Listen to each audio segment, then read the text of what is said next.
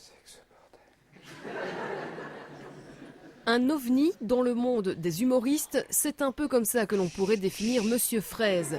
Ses prestations sur le plateau de l'émission On ne demande qu'à en rire ont fait sensation. L'artiste a prouvé que le silence vaut mieux parfois que de longs discours.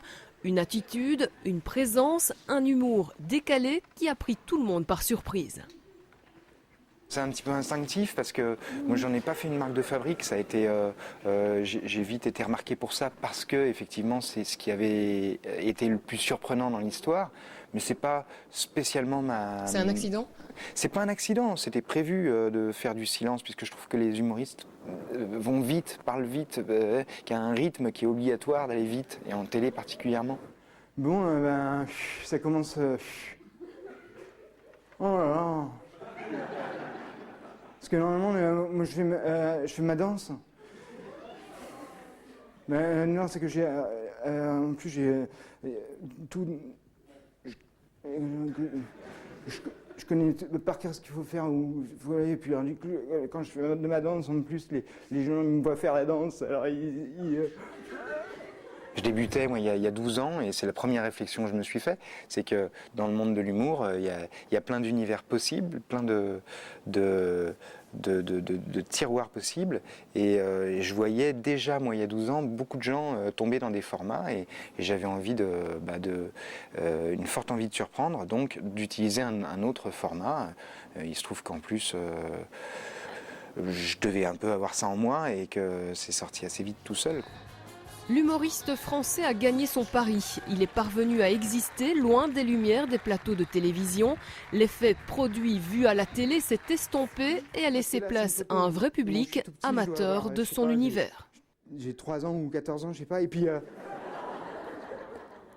Je parle pas de grand chose, mais de thèmes particuliers, si ce n'est que ce personnage de Monsieur Fraise, à un moment donné, il parle quand même aux gens parce qu'on s'est tous retrouvés dans des moments de solitude ou dans des moments où on est bête et où on est idiot, où on est fier de soi. Voilà, donc c'est un humain qui traverse la scène pendant 1 heure et quoi qu'il ait, même s'il a pas beaucoup de notes sur son cahier des charges, eh ben, il va faire tout pour être présent au moment où il est là, quoi. Monsieur Fraise était donc à Binche ce week-end. Il reviendra dans la région pour 2 nouvelles dates louviéroises. Le 11 novembre déjà complet au Palace et le 12 au Balthazar.